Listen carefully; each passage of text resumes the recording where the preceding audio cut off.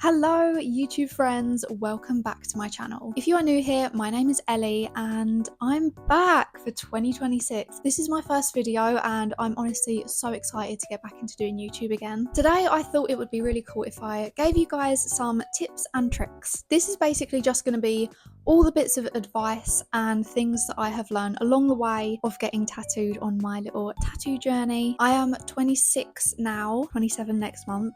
And I've been getting tattooed since I was 19, so that is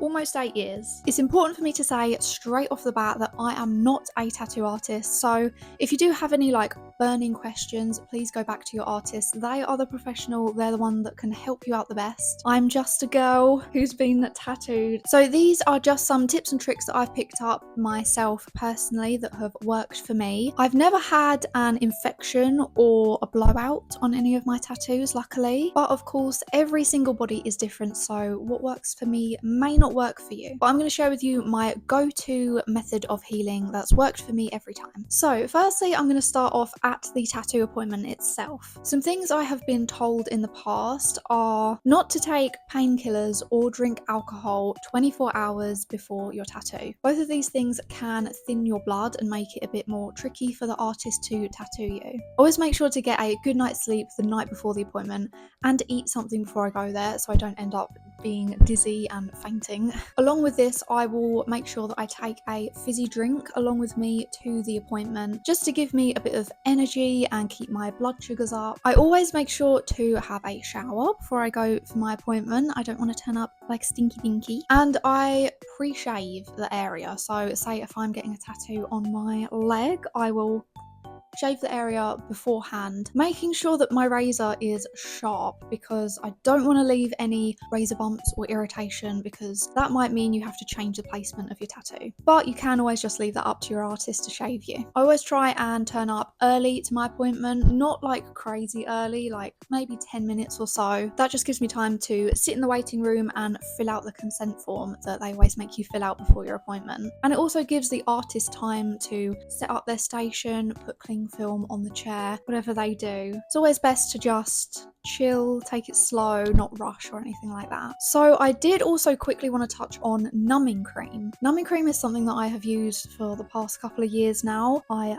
love numbing cream. I'm numbing cream's #1 fan. I did have a pretty high pain tolerance and I could get through any tattoo pretty decent, but as the years have gone on, I'm feeling like my pain tolerance is going down, so that's why I turned to numbing cream. I have personally always used a brand called TKTX, but I recently heard that it has been made illegal in the UK because the ingredient in it that numbs, called lidocaine, it's like too high of a percentage to be made legal, which sucks because damn it, that was my go-to thing. I do believe there is an alternative that is legal in the UK and it's called Emla cream. I'll put a picture of it on the screen here. I haven't tried this yet, but for my next tattoo, this is what I'm going to be using. So like I said, I will pre-shave and then I will put the numbing cream on. If you put numbing cream on top of a hairy area, then it can stop the cream from really absorbing into your skin. I'll do that an hour before my appointment, wrap it in cling film and then make sure it's all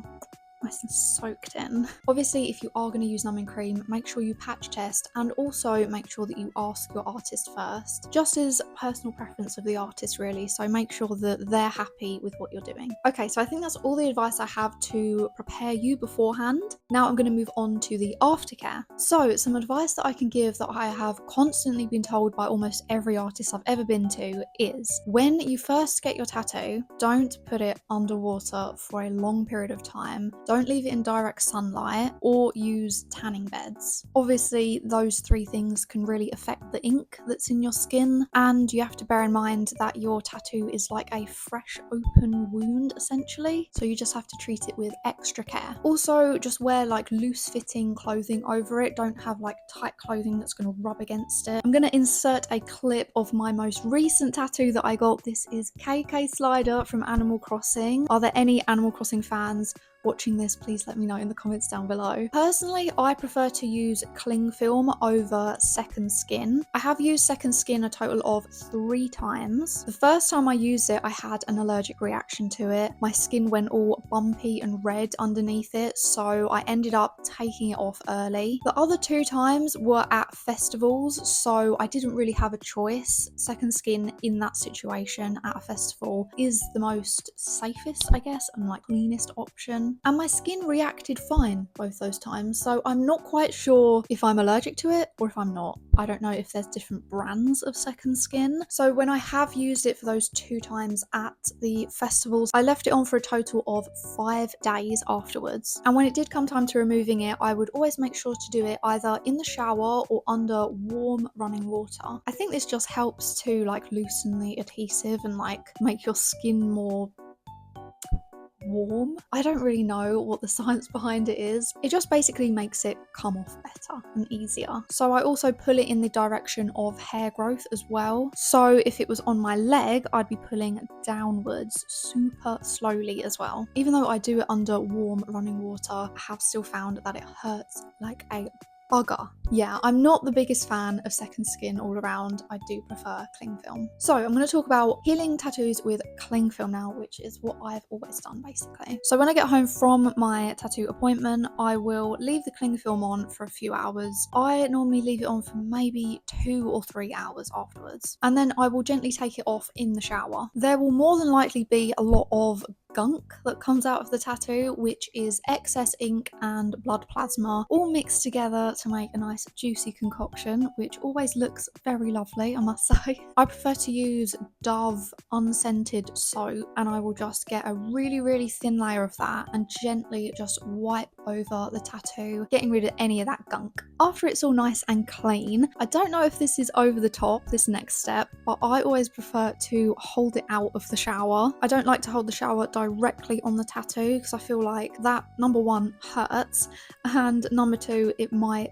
damage the ink that's in the skin somehow. After that, I will very gently pat dry the tattoo with a bit of kitchen paper. 1,000,000,000,000,000,000,000,000% do not use a towel on your new tattoo. If you think about it, towels are actually kind of gross because they harvest a load of bacteria. And like I said, your new tattoo is basically like an open wound at this point. So if you use a towel, you're going to be rubbing all that bacteria into your fresh open wound. Yuck. Anyway, after that, I will just leave it open to the air. I was once told by a tattoo artist that air is the best healer for tattoos, just because it's natural and it allows...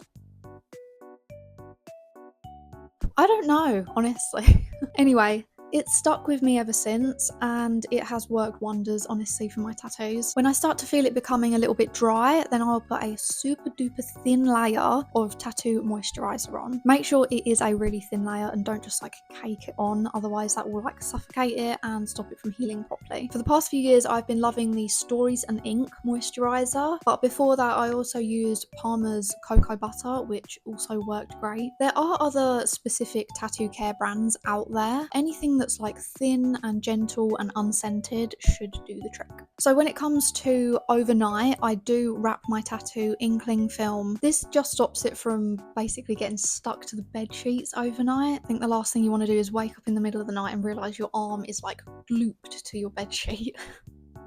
That sounds so disgusting, oh my god. Again, when I wake up in the morning, I'll go straight to the bathroom sink, run myself some warm water and gently take off the cling film and wash away any goop.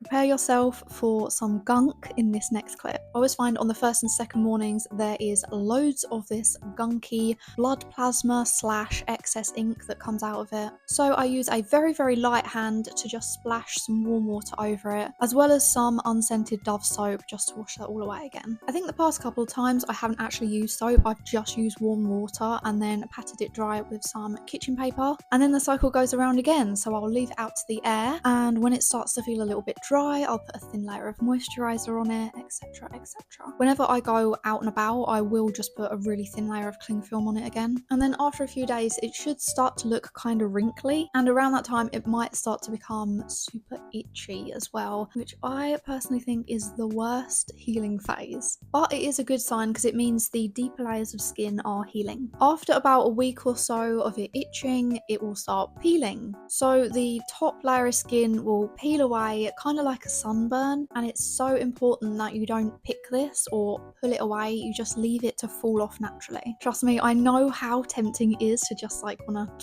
pick it off, but if you do that, it can pull some of the ink out as well. I will say that what I do for bits like this when it's peeled over the line of the tattoo is I will very slowly remove it by hand. I will not touch anything that's stuck on the coloured areas. So after the peeling phase is fully done and it looks kind of shiny and wrinkly again, that is essentially it. I do keep up with the moisturiser every now and then if it feels a little bit dry or itchy still, but that kind of like shiny wrinkly look to it is actually really good. It's just the next layer of skin that's reborn and healing again. During this, mine always feels like really sensitive to touch as well, but the moisturiser will help for like another week or so maybe. And then ta-da! You are all done. You have one shiny fresh new tattoo, baby.